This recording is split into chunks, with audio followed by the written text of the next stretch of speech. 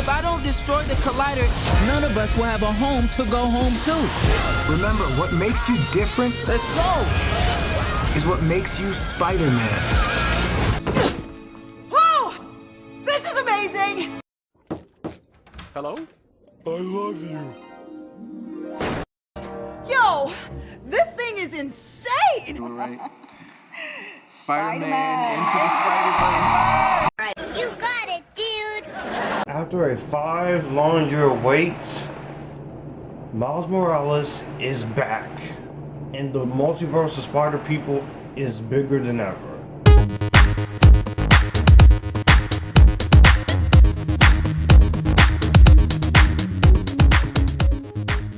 What's going on, everyone? It's Joshua, Future Filmmaker Reviews with Joshua, where I talk movies, TV, music, and anime. Finally, the day has come. I have seen it, and we're going to talk about Spider-Man Across the Spiderverse. I am very elated to talk about this movie. If you guys are new to the channel, consider liking, commenting, and sharing, and subscribing to this channel. Hit that notification bell for more Epictastic content. As you can see on screen, all my socials are right there, as you're seeing. If you'd like to send money to my Cash App, you can definitely do that as well. If you'd like to send me anything from my Amazon wish list, you can do that as well. So, with that being said, let's talk about Spider-Man Across the Spiderverse. Obviously, this is the sequel to Spider-Man Into the Spider-Verse. This is directed by Kemp Powers and Joaquim Dos Santos in their directorial debuts, but also Justin K. Thompson here. And this is written by Phil Lord and Chris Miller. It stars Shamik Moore, Haley Steinfeld, Jake Johnson, Brian Tyree Henry, Luna Laura Velez, Jason Schwartzman, Issa Rae, Daniel Kaluuya, and Oscar Isaac. And before I go any further, this is going to be a non-spoiler review. In Across the Spider-Verse, Miles goes on an adventure with Gwen Stacy, Spider-Gwen, across the multiverse, where he meets a new team of Spider people known as the Spider Society, and is led by Miguel O'Hara, who's 2099, but comes into conflict with them over handling a new threat that could endanger them all. I was really excited ever since that first movie. I loved Into the Spider-Verse so much. It was one of my favorites of 2018. It was the best comic book movie of that year. Also, one of the best movies of the last decade, one of the best animated movies in recent memory, and is in my top 100 favorite movies of all time. This is my favorite Spider-Man movie. I was genuinely shocked at how good this was, because I didn't think a movie with Miles Morales would sell, but it actually came and blew up, and it's a miracle it happened. We're getting this, because that movie should not have done well as it did, but it did very well to the point where we could get more. All of the stuff I was hearing, what was going to happen in the movie, who was going to be in it, who was directing it, there was no reason to expect anything less. And with each promotional trailer, and even with the first reactions, this movie sounded like it was going to be a great sequel. However, I did have a little bit of concern because this one's going to be a little bigger, and also because this movie was pushed a little bit back to June to finish the animation, that this would be a disappointment. But confidently having watched this movie, I gotta say, this was a hell of a movie. Starting off with the positives here is directing and writing. From the direction and screenplay side of things. Now, this could have easily went one of two ways. This could have went very over your head to where it's just very overwhelming, or this could easily be a convoluted mess. But when you have Phil Lord and Christopher Miller and the three directors, one of them from the director of Soul, handling this script, handling a lot of what this movie is going on, I feel like they did the best job they could in continuing the story with this.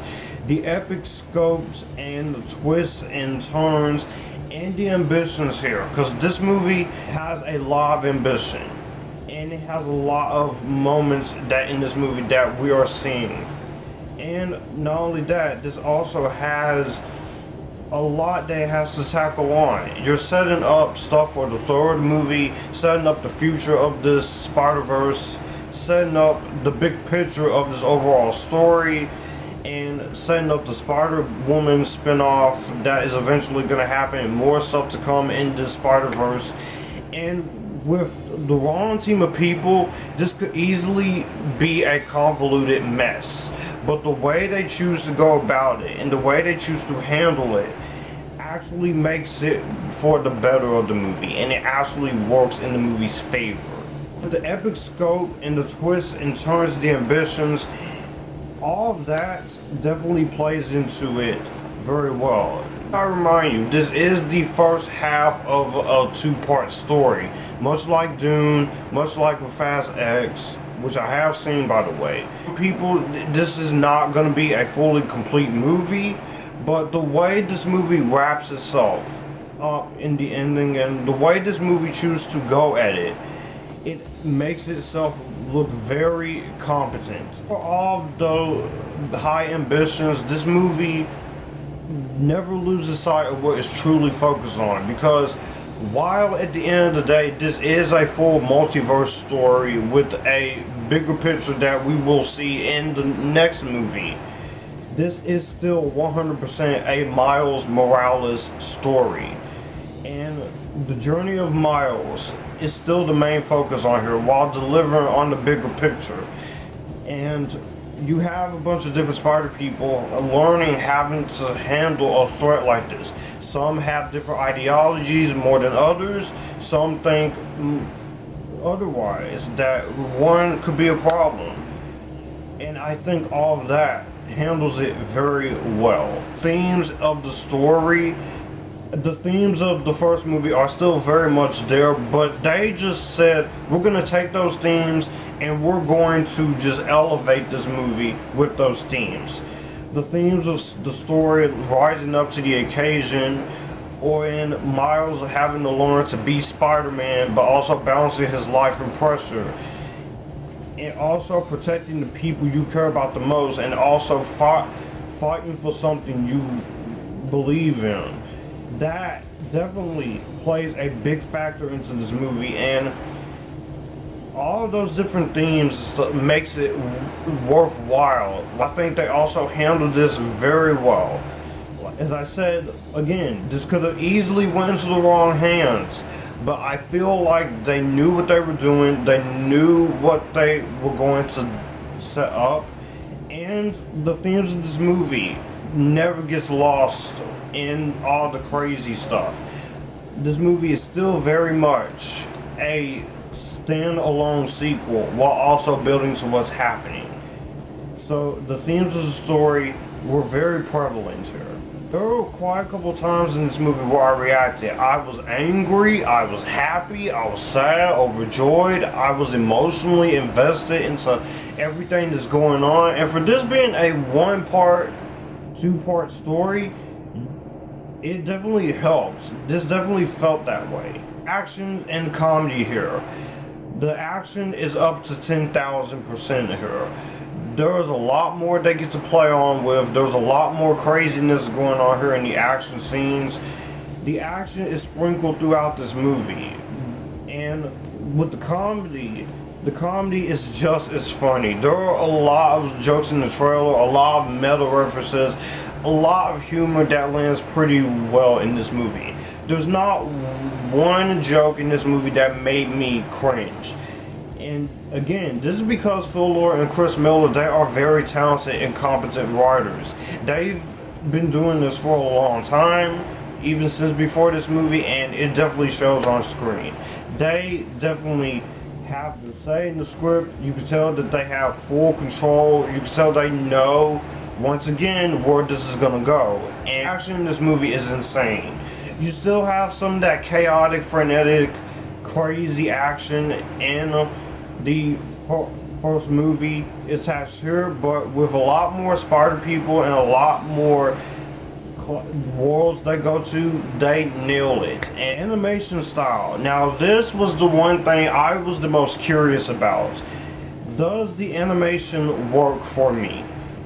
There are so many different worlds they go to in this movie. And they said when this movie was getting ready to come out, there was going to be a lot more animation styles. And also, working with this movie and making this movie, they had so many different people to work on each of the 6 different universes in this movie, which is visited for the characters. And just like with the ambitions, this could easily gone all wrong. There are 6 different worlds that go throughout this movie. You of course have Miles' world, Gwen's world, then you have the other worlds that you saw in the trailer. But all of that definitely goes into it, and it is like a painting. It's watercolor paintings. There is crazy stuff going on in each of these worlds, and this is what definitely multiverse movies should be. You can have, I love Multiverse of Madness. I love Everything Everywhere All at Once. But when I think of multiverse hopping movies, this movie and Into the Spiderverse is what I really think of. Those other 2 movies are fantastic, but these movies set the groundwork first. The score and soundtrack is just as great as the first movie. Now, when it comes to the soundtrack, you don't have What's Up Danger or Sunflower, but you do have some very great songs here. And also it helps that you have Metro Boomin helping into the soundtrack and score. There are some of his music tendencies into the flair of it all, but I overall think that the soundtrack is just as good, and Daniel Pemberton's score is very good. It's very sad, it's very haunting, it's very intense, it's very action heavy, but it also has some very light moments, some very fun moments, some very comedic moments that they play with. But this is pretty much kind of like a darker score when it comes to this type of movie like this. So ultimately, it did its job very well in the musical score department and soundtrack department. Wise, let's get into the performances, because the performances in this movie are once again really great. And I'm gonna start off with the new members. You have, of course, Miguel O'Hara, Spider-Man 2099. I can't go into spoilers into what his reasoning for what he's doing is, but I think if you are a fan of 29, I think you're going to appreciate what they do with him here. I think the animation design looks great on him. You do see how much of a destructive and brute force he is. He is a group of the Spider People, and he is the leader of the Spider Society. And Oscar Isaac, let me just say, he's really good in this movie. That's all I can really tell you when it comes to his performance. And unlike some of the other Spider People, he is not playing around. He's very serious. He means business. And Oscar Isaac does a very good job. I love Oscar Isaac as an actor in the Star Wars sequel trilogy. He was great in Moon Knight for all my issues. I really like the fact that they took his credit scene and built up with him being a full-on fledged character in here. Spider-Punk, played by Academy Award winner Daniel Kaluuya, who I've liked this actor since Get Out and Judas and the Black Messiah, and he was great in Black Panther, but here he easily could have annoyed me. Kaluuya does such a very good job in the role that as Hobby Brown and Spider-Punk that he was pretty much surprisingly fun. He has a different look to him, but I think it's really good. We also have we have Spider-Man India, which Karan Sony, the taxi driver from Deadpool, pat yourself on the back. He had me laughing here. He's basically in Manhattan and Mumbai, who obtains the powers through a spider bite, through magic. And Spider-Man India, I thought this was really cool. His design of his world was cool, but I also thought Karan Sani does a very good job in the role as well. So I can't wait to see what more they're going to do with him in Beyond the Spider-Verse fights. I won't say what his plan is, But I will say he's not in this a lot as you would expect. I think they're gonna save him for the third movie since he does play an important part into this movie in terms of Miles and such. But I think they're gonna do more with him in Beyond the Spider-Verse. He is a Alchemist turned supervillain after an accident where he has turned into a life of crime, which his performance was great. Jason Schwartzman, he's amazing. I can't wait to see what they're going to do with him in the third movie. Probably the biggest surprise of this entire movie is going to be Jessica Drew, played by Issa Rae. There were some people who were skeptical on her casting because in the comics, Jessica Drew is white, and she's either American or British. Issa Rae did a very good job in the role. I thought she brought some fun moments. You can tell that she wants to save the Spider-Verse, but there are choices that has to be made.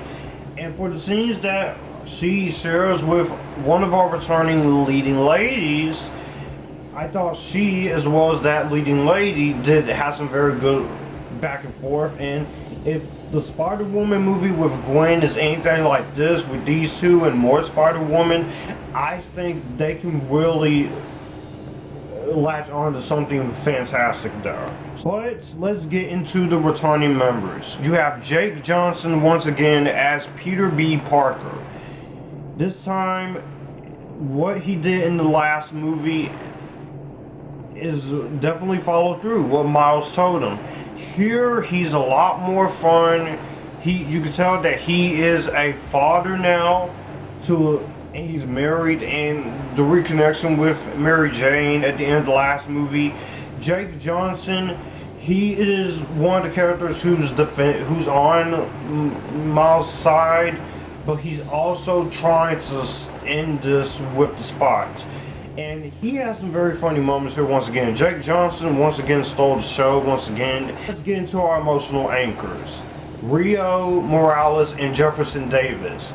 Brian Tyree Henry and Luna Laura Velez. Which I loved them in the first movie. They did have their standout moments, especially the dad with his speech to Miles. But this is kind of like a reverse type situation. If you saw one of the first trailers, you know that Rio, she does have a scene with Miles where she gives a speech about he has to take care of the little boy for her wherever he goes. And Luna Laura Velez and Brian Tyree Henry, you could not get any more perfect casting than that. They both balance off each other very well, as well as the scenes with Shameik Moore. They do a very good job in the movie here. We have to talk about the emotional anchor in this movie. The emotional anchor in here, let's talk about it. That's going to be Shameik Moore and Haley Steinfeld as Miles Morales and Gwen Stacy. Ever since the movie was announced, they have said this is going to be kind of a love story with Miles and Gwen, and you get that in this movie. Now, here in this movie, Shameik Moore, like I said, he goes through a lot more this time around, trying to balance his life and balance his life as Spider-Man. And same thing with Gwen Stacy. She's trying to balance her life as Spider-Gwen and being the drummer of a rock band, but also having to come to terms with the situation with her dad, thinking that Gwen is a criminal. I can't go into spoiler reasons. I'm going to do a spoiler review.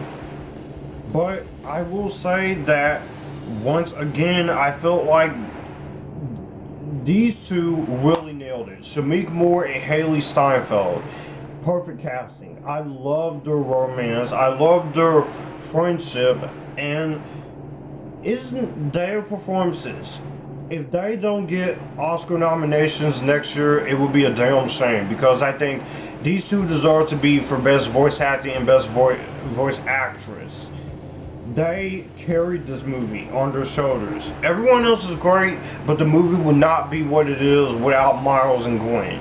And I look forward to seeing how this is going to elevate in the third movie, considering how this movie ends with. The question is, did the Spider-Gwen romance love story work? For me, I think this worked very well. I think we have built up to Miles and Gwen so much in that first movie, but that I feel like it was actually warranted here. There are times where I was rooting for them. I want them to get together and defeat the evil. But there's a lot more emotional conflict going on here. And I think they both really nailed it with the way it's played out. From a direction standpoint, from a writing standpoint, and from an acting standpoint. So I think the love story works very well in this movie. Pacing of this movie is well paced. Now this, as of now, when I heard this was 2 hours and 20 minutes, I was interested to see how they were going to take it, but I was also a little scared because with so many spider people and a lot of that's going on here, this should easily be basically a movie that is so complicated. But I feel like the way they handle this is very good. And this movie does not feel like no 2 hours and 20 minutes. This is the longest animated movie in the US to date. So I imagine how shorter or how longer Beyond is going to be, depending on how they're going to go about it. But for 2 hours and 20 minutes, I didn't feel anything. It was well paced. It was well structured. There's plenty of action to go around, but when it gets to quieter moments or emotional moments or darker moments, it goes there. This movie's not afraid to get dark. They take this movie into some dark directions you never really expect. And as a fan of animation and as a fan of movies, especially superhero movies, I appreciated that. They really said we're gonna make this a little bit more darker and sadder, and it's easy to see why people felt that way when the first reactions. Going to the ending of this, what a hell of a shocking twist ending. Holy shit, that was a lot to take in. That ending was so good. It definitely gave me Empire Strikes Back feels. And anyone who saw Empire Strikes Back when you were younger in the 80s or growing up, if you've seen that movie, this kind of has that sort of ending here. But I thought that ending was very shocking and it was very unexpected. And with the way it goes about it, it doesn't just cut off in the middle of a movie. It feels like a complete ending despite this being a two-parter, the first half of a two-parter, much like Dune. Now, there's going to be people who's going to go into this being like, what the hell, why did they choose to end it like that? But for me personally, it just left me shocked but also really excited for the Beyond the Spider-Verse and the future of this franchise. And Beyond is not too long away, so we got until March of next year, and I'm already going to hype it up. So, that being said, bravo. We'll give this movie a warning. If you're gonna go see this movie in theater, I was Being Spider-Man is satisfied when it comes to Across the Spider-Verse. 5 years you took to make this movie and you made it a great sequel. And saving this is an ambitious, emotional, amazing, and fantastic predecessor to Into the Spider-Verse. That while it has a lot going for it, the journey of Miles and the main focus of Miles is still there. The emotional weight is there. I think the performances are there, great. The animation is stellar. This movie went into some crazy twists and turns, has some dark moments, has some happy moments, and just took me on a whirlwind of emotions. I've loved a couple other movies this year that's been on my best of the year, but this is my favorite movie of 2023 so far. And I don't care how good The Flash is, this is the home run of 2023. This is the crowning jewel for me. How this movie does set up the next movie and sets up the future of this franchise, it still feels self-contained and is a great standalone movie that not only is great, but just is amazing. It keeps in touch with what that first movie was.